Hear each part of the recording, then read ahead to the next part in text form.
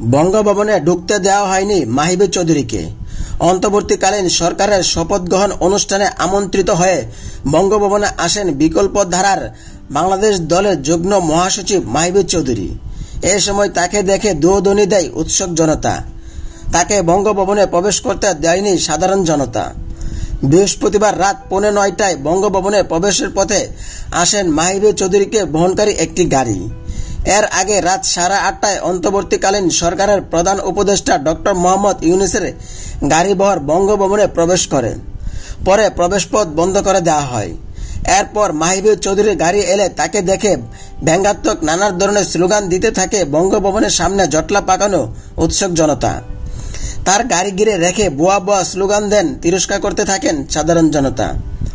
এক পর্যায়ে তাকে ভেতরে প্রবেশ করানোর চেষ্টা করা হলেও উৎসুক জনতার চাপে সেটি করা যায়নি।